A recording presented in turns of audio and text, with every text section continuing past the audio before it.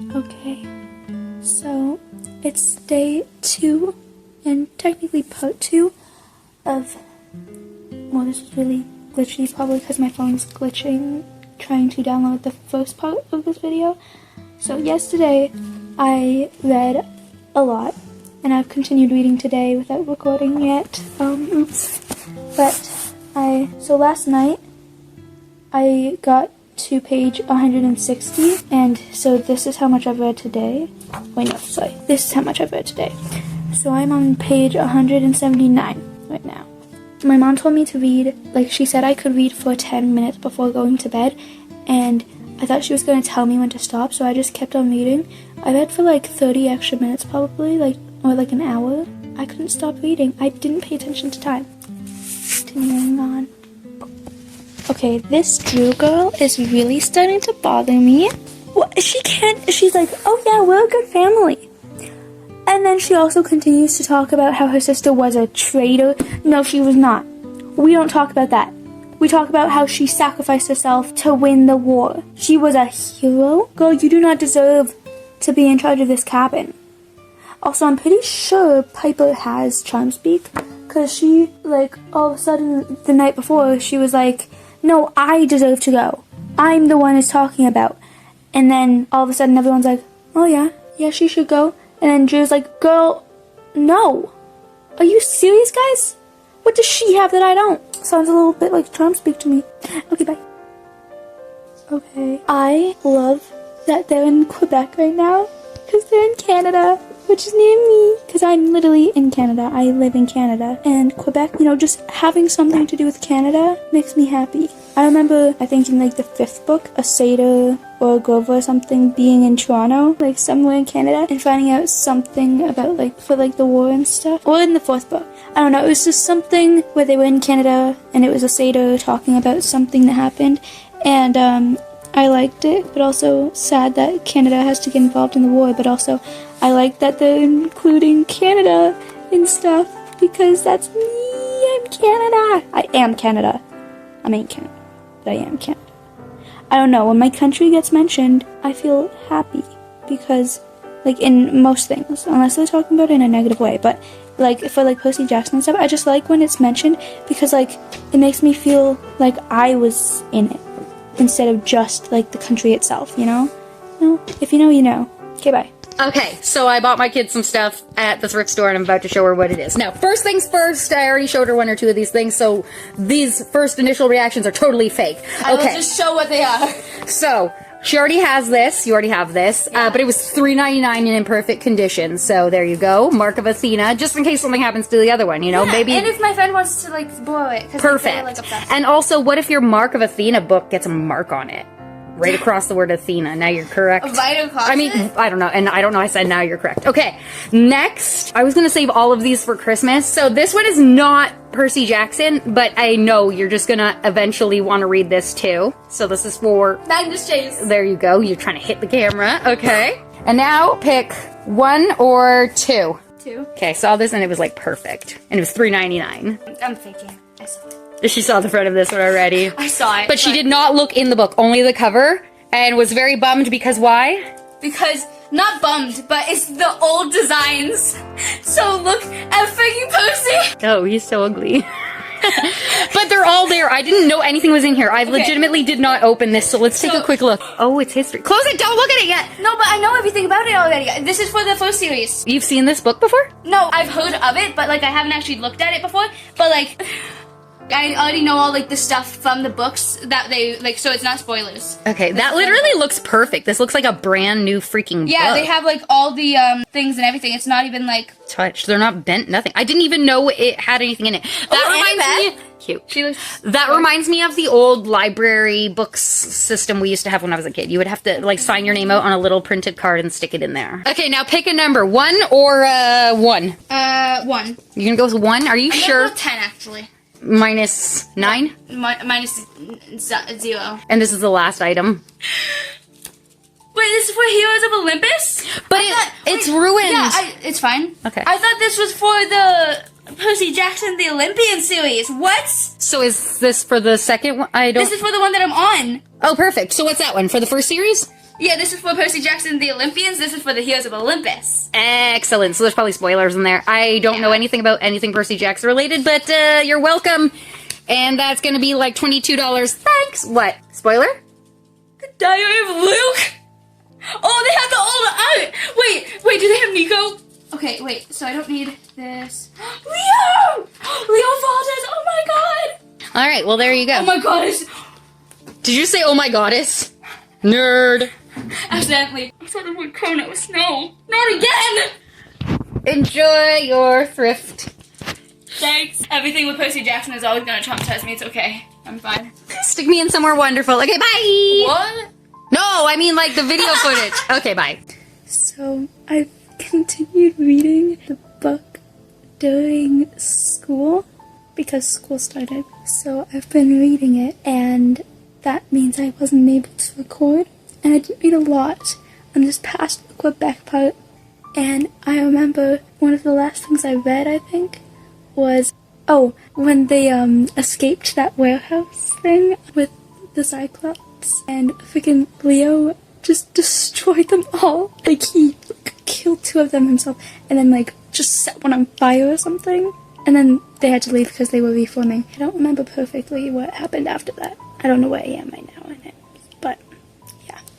So, I also got a book reading light so that I can, like, continue reading, like, at night without a light on or something. Okay.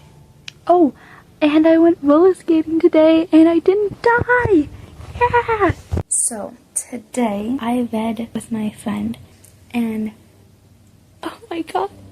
So this Princess of Colchis. Okay. So, I thought for a second when I was reading that she was a daughter of Aphrodite, like Piper, and that's why her charm speak wasn't completely working on her. And now I'm confused if it's even actually charm speak or some other power. She was explaining that she had a patron, like Jason. So then I was like, okay, so is it Aphrodite or Hera? Possibly. I was thinking between those two. And then I found out she killed her family. Well, helped. And I thought for a second that she knew Jason, like, literally, but it's the first, like, the original Jason that she knew as her husband, who betrayed her. But also, I can't blame him. She's kind of crazy. But also, he also did kill them as well, so, yay. But Piper brought up the fact that the king in, like, Quebec was, like, warning them about something about to happen. So she's like, ooh, this girl could be that. So right now I am on page 307. Oh, also today I got hit in the face, like smack real hard with a volleyball. I almost broke my glasses, and these are new glasses. Okay, it's been so many days. I haven't been recording much of the second part. I'm going to try and force myself right now to do it. Wish me luck.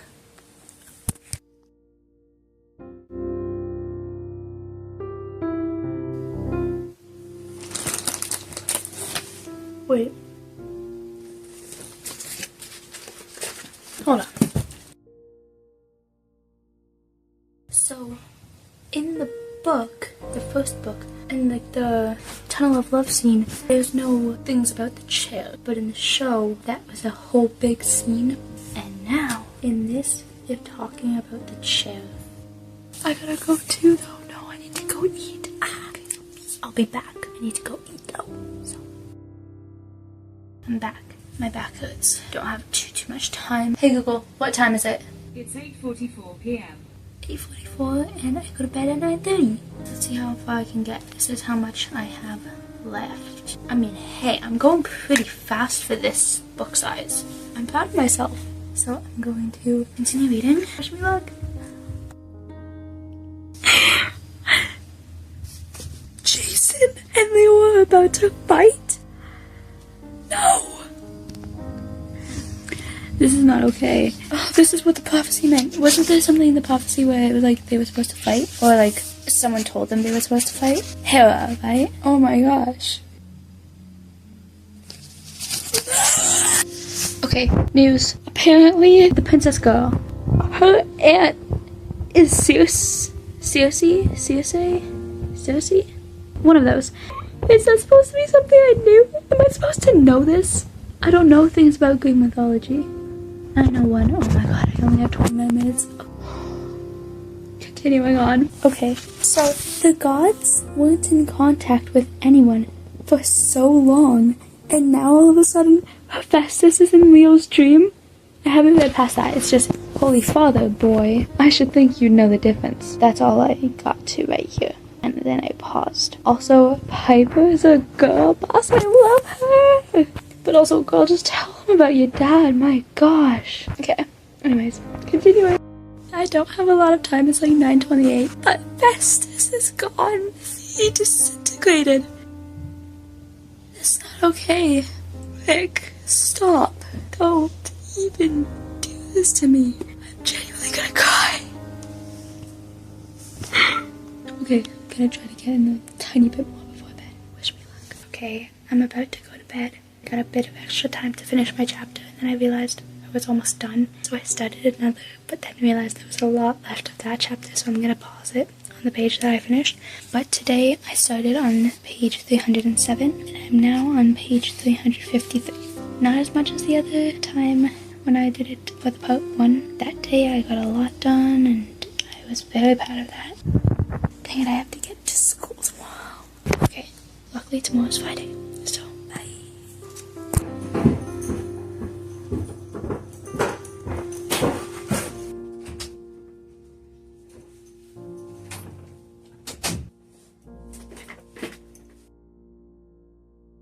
I've had a lot today. I freaked out a lot today. Okay, so I started on page 300 and I guess 345. I don't know. I'm sorry. I just spent so long looking and I don't know. But I'm currently on 376. I know.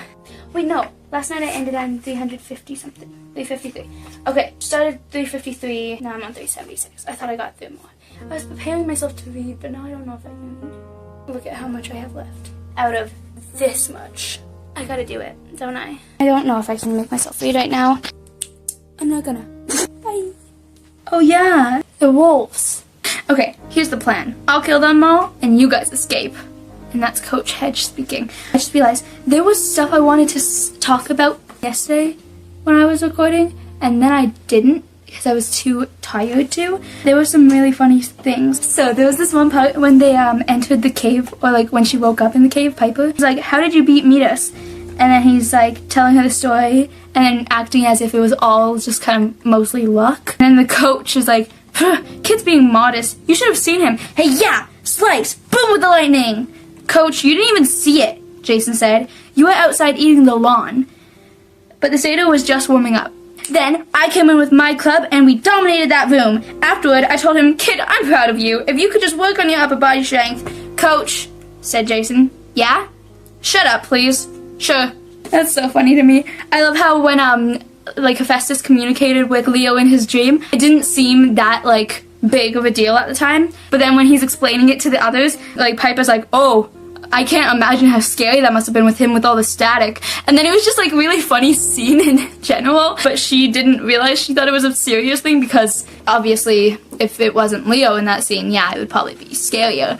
And I had a theory that like, what if Hera planned all this? Because if she did something suspicious or something and like all the gods are being shut off and stuff, I don't remember exactly what my theory was. I was like, what if Hera is doing all this to end demigods because she's gotten cheated on so many times from Zeus and she doesn't have demigod children, like she doesn't cheat. So if he's been cheating on her, she's gonna be upset, and like what do the rest have to be upset about except she has something to be upset about? And so she's like trying to like lure them into the trap, because why would she fall for that? Why would she go into the cage? Like, yeah, maybe she heard something calling her. She's not Elsa.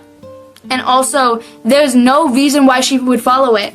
Like, she's a goddess. She doesn't need the follow the yellow brick road type thing.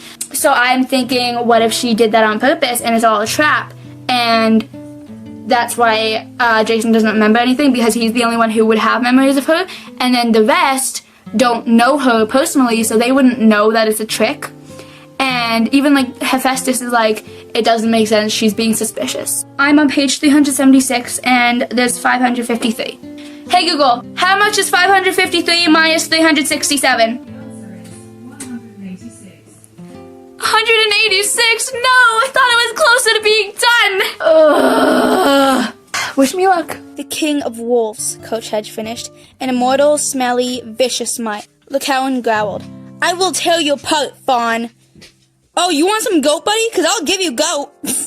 Sorry, I just like that. Oh my god. I just said oh my god like 15,000 times right now. There's an arrow. And you know that means the hunt. The pack of girls. The Artemis clan. The Artemis hunters of Artemis. The hunters. What are they called? They are here. They are definitely here. Because they were apparently around here, and no one. I don't remember what they said about that, but they were around, and so if there's an arrow and it's silver, oh my god, oh my god, oh my god! Don't judge me, dog. Okay, don't. I'm so excited. Coach Hedge hefted his club, and he was the only one who looked excited about dying. Then a ripping sound cut through the wind like a piece of tearing cardboard.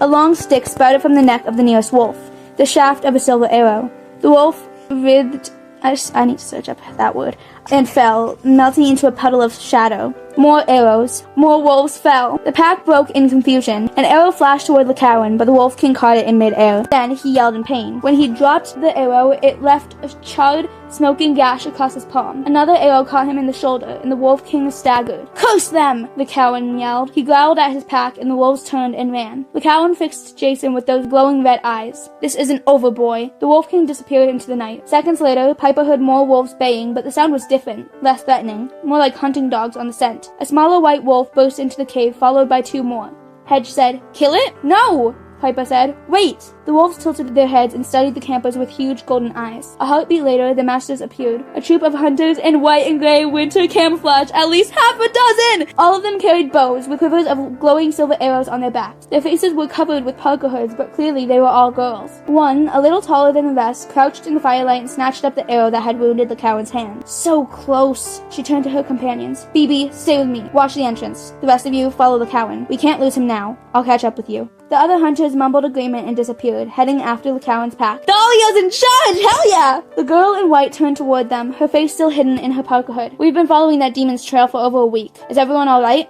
No one got bit? Jason stood frozen, staring at the girl. Piper realized something about her voice sounded familiar. It was hard to pin down, but the way she spoke, the way she formed her words, reminded her of Jason. You're her, Piper guessed. You're Thalia. The girl tensed. Piper was afraid she might draw her bow, but instead, she pulled down her parka hood. Her face had a super healthy glow to it. She was the girl from Jason's photograph. Do I know you? Thalia asked. Piper took a breath. This might be a shock, but Thalia, Jason stepped forward, his voice trembling. I'm Jason. Your brother. That's how you end the chapter?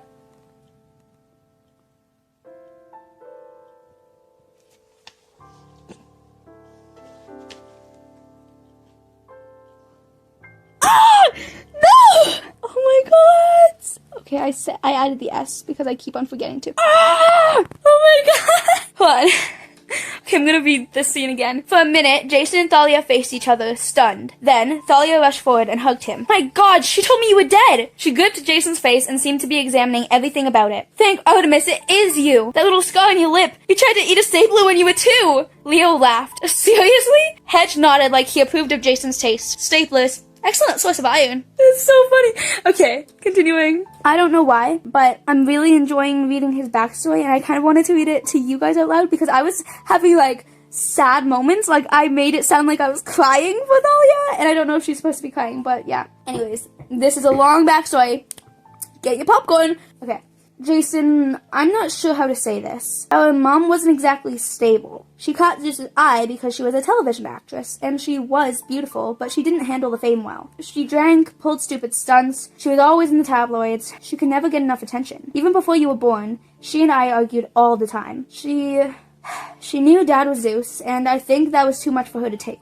It was like the ultimate achievement for her to attract the Lord of the Sky, and she couldn't accept it when he left. The thing about the gods, well, they don't hang around. When I was about 7, she said, Zeus started visiting Mom again. I think he felt bad about wrecking her life, and he seemed different somehow. A little older and sterner, more fatherly toward me. For a while, Mom improved. She loved having Zeus around, bringing her presents, causing the sky to rumble. She always wanted more attention. That's the year you were born. Mom, well, I never got along with her. But you gave me a reason to hang around. You were so cute, and I didn't trust Mom to look after you. Of course, Zeus eventually stopped coming by again. He probably couldn't stand Mom's demands anymore, always pestering him to let her visit Olympus or to make her immortal or eternally beautiful.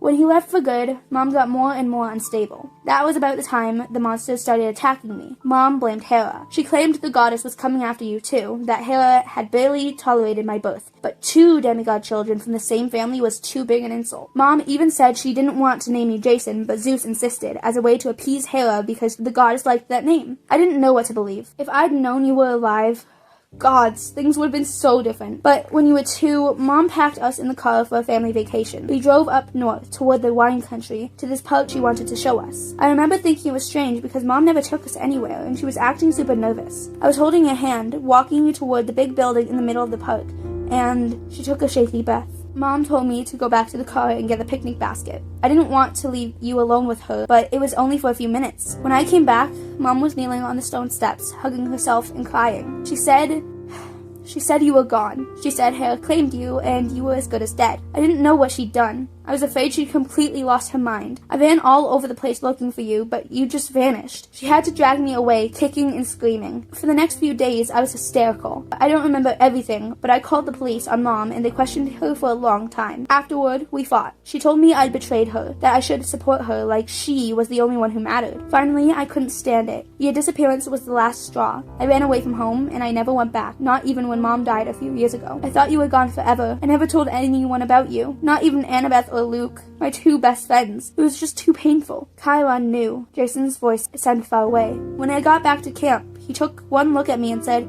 "You should be dead."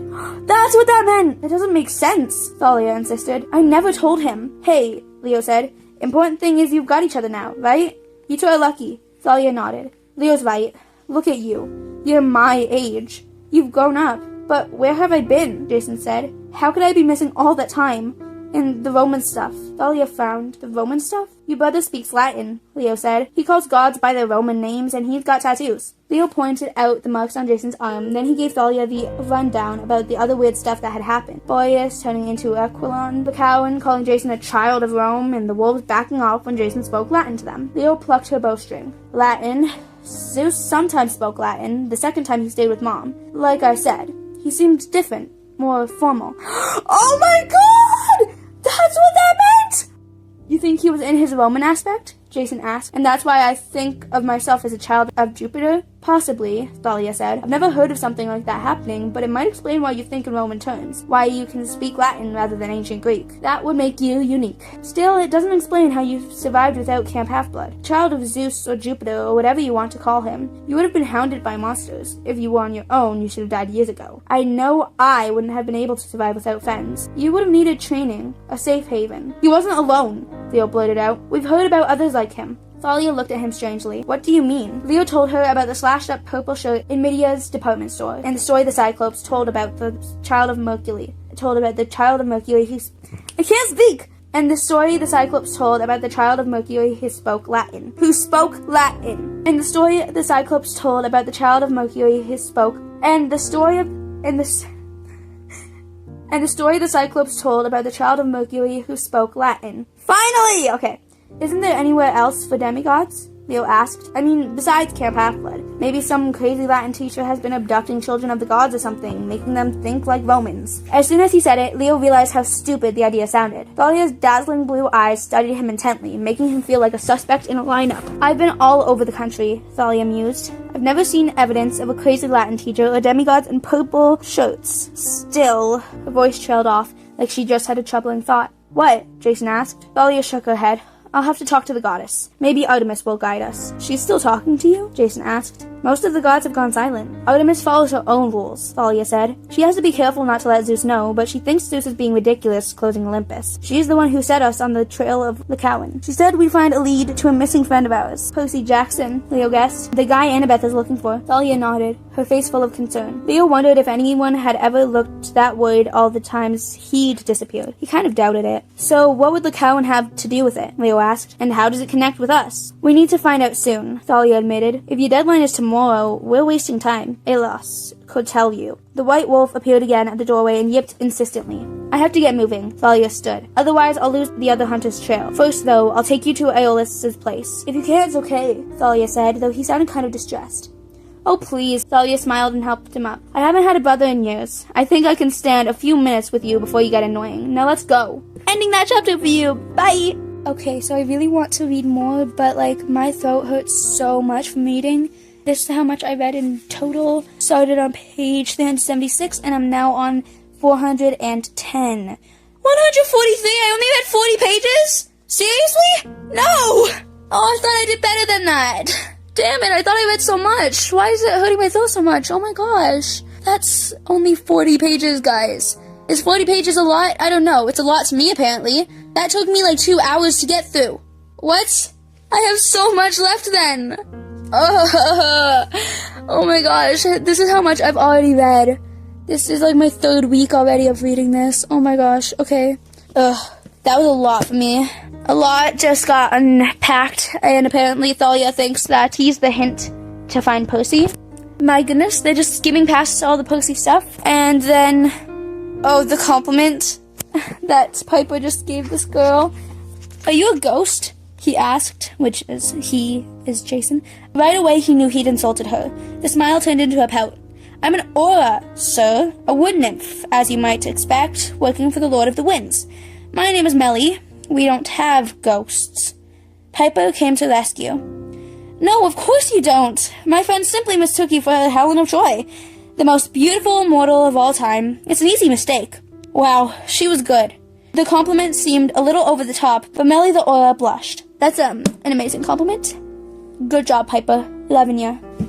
Okay, I just got back from school, and I was reading more Heroes of Olympus, and Coach Hedge and Melly, the wind spirit or whatever, the aura. They are so cute together. Oh my goodness. They were acting like teenagers in love, being like, call me. Oh, it's nice to me. Do it. Gotcha, girl. That's the kind of thing. Also, love Aphrodite. Great mother. And Hephaestus? Hephaestus and Aphrodite agreeing on something, though. And with Zeus, of all people. So, love that for them. Hate that they were, like, getting attacked last time I saw. September 25th right now. Happy birthday, Leah Survey Jeffries. You probably will never watch this, but happy birthday, even though it will probably be late when I post it. Yeah, I'm not done yet. Not really close to done, just kind of to done. I do have a Reese thing to eat. Yay. Oh, I also have a cinema roll. But not to eat. Okay, bye. So, I wanted to record this yesterday, but then I didn't. I don't know which one it's in. I need to ask something, because in the Percy Jackson universe, there's Uncle Rick likes to make a few references to himself, and so I thought it was really funny the first time when I had it in this book. In the Demigod Files, there's this thing where it's a note from Camp Half-Blood, and at the end, it's signed by Rick Riordan, senior scribe, Camp Half-Blood. So he is in that as a senior scribe at Camp Half-Blood. Okay, makes sense. Okay, once again, in the Demigod Diaries, there is a letter from Camp Half-Blood, which I haven't read yet.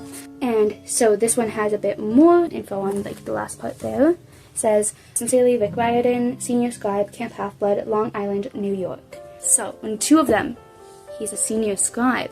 But then, in the Percy Jackson and the Olympians Ultimate Guide, we have to go and check on Sally. In the Sally section, we have stuff about her life. So, the news report of, like, from when her parents died in the plane thing. And then, the note from her uncle. Now, let me read this for you. My dear Sally, it breaks my heart to write you this note, but I have no one else to turn to. I know how well you've been doing at high school and how hard you've worked to get to college, but now I know there is nothing more the doctors can do to help me and my health insurance has run out. You're my only hope. Could you take a semester or 2 off to look after your poor old uncle until he finally departs this world? Uncle Vic. And we all know what we call him. Uncle Vic. What do you have to say for yourself? Anyways, I've been wanting to say that for a long time, and then yesterday I planned all of, like, kind of what I was going to say and stuff and which books to look at and stuff, and then I didn't. But I had to do it today because I look good today. Sorry, this necklace just makes the whole outfit. It looks so good on me. My friend got it for me today, and I didn't know she was getting me anything because she didn't say anything. But apparently it's because we didn't hang out yesterday or something. Like we were maybe supposed to. Wasn't confirmed that we were supposed to. But yeah, it works. Hey. I like it. It matches me. Okay. Moving on to whatever's next. Okay. News. My mother surprised me with this, and I have to wait till Christmas to properly get it for display and stuff. I don't even know what to call this, but just an example of how beautiful this is. Look at the back of this! I can't wait till Christmas. No! I won't show more than that though. But, okay, so I messed up big time right now. I was supposed to record like 2 days ago for some stuff that happened in the book. And I didn't. I was really lazy. So I just didn't, and I was thinking I'd do it today. But I continued reading today before recording. And then I ended up getting to the point where there were 5 pages left. And then it continued. I was gonna wait till after school, and I should have, so I could record it. But I wanted to read it with my friend, so I slammed the book shut when I finished reading the last page, and I immediately started crying, like bawling my eyes out. And she's not a hugger, but she continued to try and hug me to make me feel better. Everyone started asking me. It was really embarrassing to say I was crying about a book, but it wasn't even because a character died. And then I kept on saying it was worse than a character dying, because at least if they died, they could come back technically from the underworld. But this is worse. I don't know how to talk about it, because I have to talk about other stuff that was important that happened that I just kind of skipped over before recording.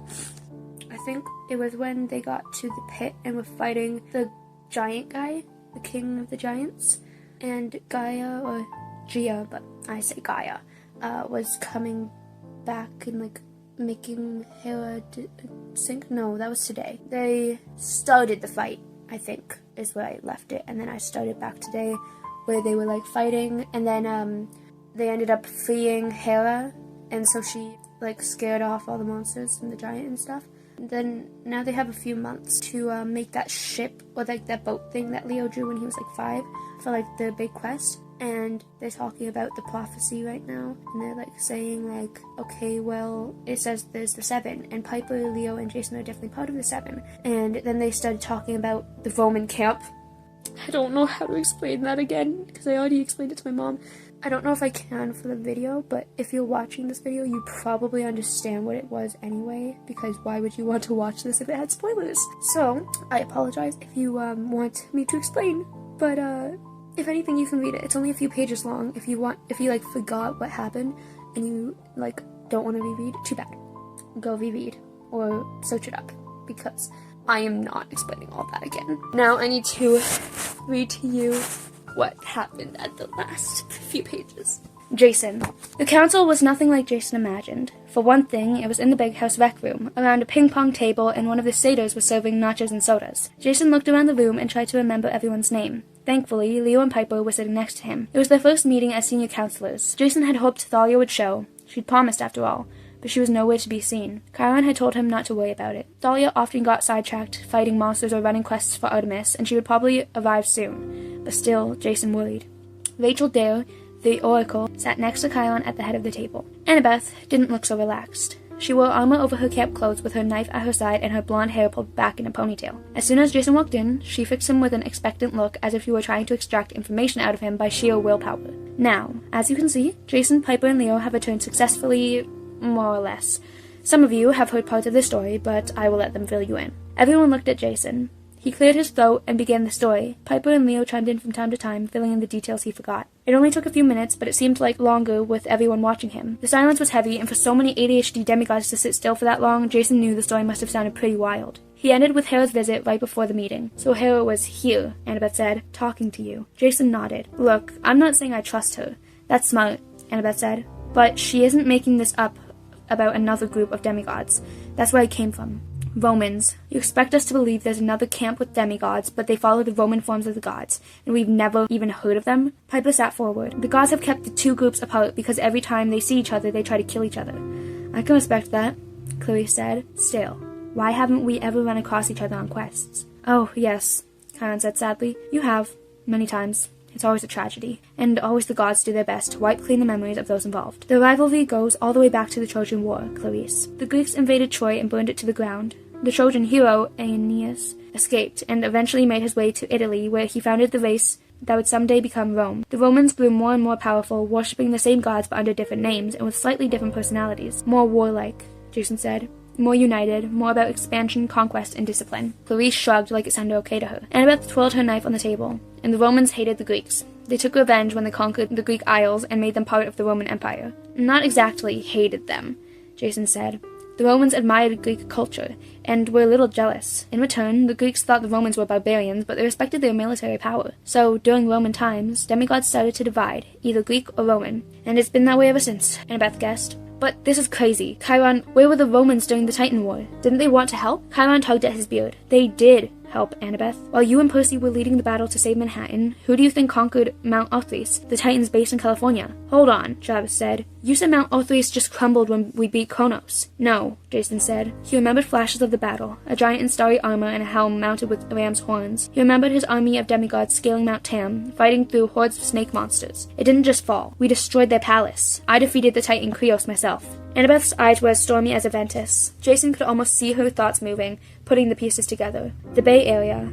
We demigods were always told to stay away from it because Mount Arthurs was there, but that wasn't the only reason, was it? The Roman camp. It's got to be somewhere near San Francisco. I bet it was put there to keep watch on the Titans' territory. Where is it? Chiron shifted in his wheelchair. I cannot say. Honestly, even I have never been entrusted with that information. My counterpart, Lupa, is not exactly the sharing type. Jason's memory, too, has been burned away. The camp's heavily veiled with magic, Jason said, and heavily guarded. We could search for years and never find it. Rachel Dare laced her fingers. Of all the people in the room, only she didn't seem nervous about the conversation. But you'll try, won't you? You'll build Leo's boat, the Argo too, and before you make for Greece, you'll sail for the Roman camp. You'll need their help to confront the giants. Bad plan, Clarice warned. If those Romans see a warship coming, they'll assume we're attacking. You're probably right, Jason agreed, but we have to try. I was sent here to learn about Camp Half-Blood, to try to convince you the two camps don't have to be enemies. A peace offering. Rachel said. Because Hera is convinced we need both camps to win the war with the giants. 7 heroes of Olympus, some Greek, some Roman. Annabeth nodded. Your great prophecy. What's the last line? And foes bear arms to the doors of death. Gaia has opened the doors of death, Annabeth said. She's letting out the worst villains of the underworld to fight us. Medea,